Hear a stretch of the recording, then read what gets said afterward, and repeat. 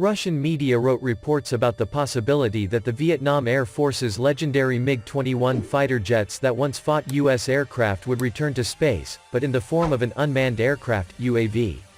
Currently, research has been conducted on how aircraft can take off and operate like drones.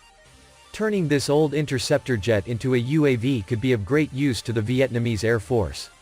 Older warplanes converted to drones, for example, could become target drones for the S-300's air defense system during drills, or they could be used as something else, such as a suicide missile aircraft for long-range ground attacks.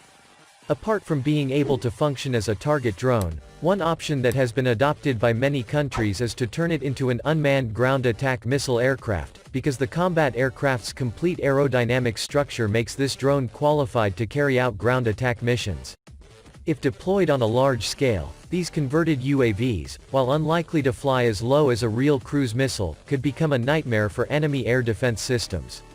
The MiG-21 is a supersonic fighter jet and interceptor aircraft, designed by the Mikoyan-Gurevich Design Bureau in the USSR.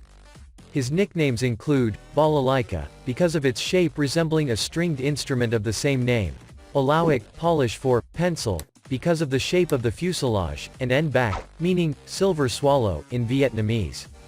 About 60 countries on 4 continents have flown the MiG-21, and it is still serving many countries 6 decades after its maiden flight. It set aviation records, becoming the most produced supersonic jet aircraft in aviation history, the most produced fighter aircraft since the Korean War and previously the longest-running production fighter, now surpassed by the McDonnell Douglas F-15 Eagle and General Dynamics F-16 Fighting Falcon. As can be seen from its range figures, the MiG-21 is designed for very short ground interception (GCI) missions. It became famous for this type of mission in the skies of North Vietnam. The first MiG-21s arrived directly from the USSR by ship in April 1966. After being disassembled and assembled, they were given to the oldest combat unit of the Vietnam People's Air Force, VPAF, the 921 Combat Regiment, 921 FR, which was built on 3 February 1964 as a MiG unit. -17. As the VPAF 923 FR was newer and less experienced, they would continue to operate MiG-17s, while the arrival of the MiG-19 J6 version from China in 1969 would make North Vietnam's only MiG-19 unit, the FR-925. At the 3rd of February 1972, North Vietnam commissioned their 4th and final combat regiment created during the war with South Vietnam, the MiG-21 PFM Type 94, equipped with the 927 Combat Regiment.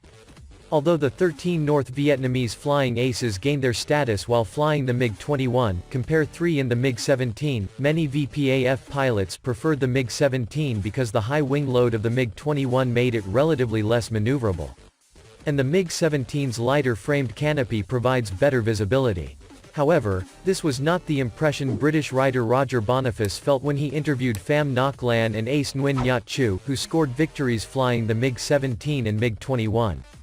Pham Ngoc Lan told Boniface that the MiG-21 was much faster, and had 2 Atoll missiles which were very accurate and reliable when fired between 1,000 and 1,200 yards. Although the MiG-21 lacks the long-range radar, missiles, and heavy bomb payloads of its U.S. multi-mission fighter, with the Sapphire RP-21 radar, it proves to be a challenging foe in the hands of experienced pilots, especially when used in high-speed hit-and-run attacks. Height under GCI control. MiG-21 interceptors of the Republican attack group F-105 Thunderchief were effective in bringing down U.S. aircraft or forcing them to dump their bomb payloads.